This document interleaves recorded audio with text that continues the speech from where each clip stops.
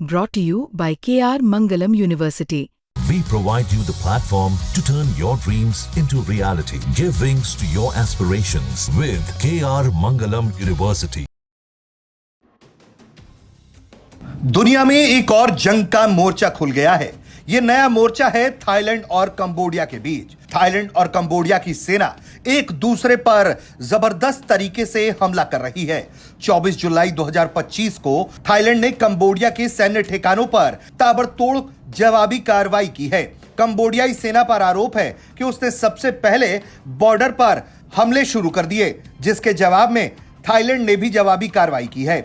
बताया जा रहा है कि दोनों देशों के बीच तनाव लगातार बढ़ रहा है। यह हमला सीमा पर विवादित मंदिर के पास हुआ है, जहां कंबोडिया ने ड्रोन का इस्तेमाल करने का दावा किया। इसके बाद कंबोडिया पर जब गोलीबारी के आरोप लगे तो फिर थाईलैंड की सेना भी सामने आ गई और फिर रॉयल थाई फोर्स ने लगातार कंबोडिया के सैन्य ठिकानों पर निशाना लगाया। इसके लिए बकायदा उसने F-16 फाइटर जेट का इस्तेमाल तक कर लिया।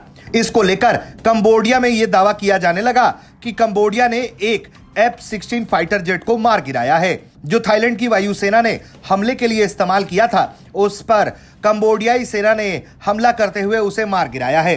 बताया जा रहा है कि थाईलैंड के 6 F-16 फाइटर जेट्स ने कंबोडिया के सैन्य मुख्यालयों पर हमला किया था और इसके बाद जवाबी कार्रवाई में ही थाईलैंड के एक F-16 के मारे जाने का दावा किया जाने लगा। लेकिन अब इसको लेकर थाईलैंड की सेना ने साफ कर दिया है कि उनका कोई भी F-16 फाइटर जेट इस हमले में नहीं मार गिराया गया है। उनका कहना है कि यह पूरी तरह से फर्जी बात है और सारे F-16 फाइटर जेट जिन्हें थाईलैंड की सेकंड आर्मी एरिया के द्वारा डिप्यूट किया गया था, वो सब अपने मिशन को अंजाम देकर वापस सुरक्षित आ चुके हैं। यानी कि उनका कहना है कि किसी भी तरह से किसी भी F-16 फाइटर जेट को कोई नुकसान नहीं पहुंचा है और कंबोडियाई मीडिया में दावा किए जा रहे F-16 फाइटर जेट के मार गिराने की खबरें पूरी तरह से गलत हैं। वहीं बताया यह जा रहा है कि कंबोडिया ने भी जवाबी हमले में रॉकेट और आर्टिलरी फायर की है। कंबोडिया ने आत्मरक्षा का अधिकार बताते हुए MLRS का इस्तेमाल किया है, जिसे हम मल्टीपल लॉन्च रॉकेट सिस्टम के नाम से जानते हैं। थाईलैंड की ओर इससे फायरिंग की गई है और इससे पूरे क्षेत्र में तनाव बढ़ गया है। बताया जा रहा है कि दोनों ही पक्षों के बॉर्डर पर आर पार काफी लोग हताहत हुए हैं और तकरीबन 40,000 लोगों के विस्थापित होने की सूचना सामने आ रही है।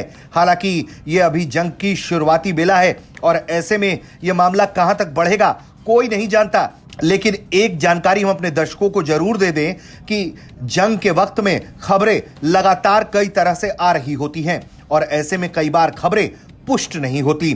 हालांकि F-16 के मारे जाने के कंबोडियाई सेना के दावे को रॉयल थाई फोर्स ने खारिज कर दिया है। ब्यूरो रिपोर्ट, भारत तक।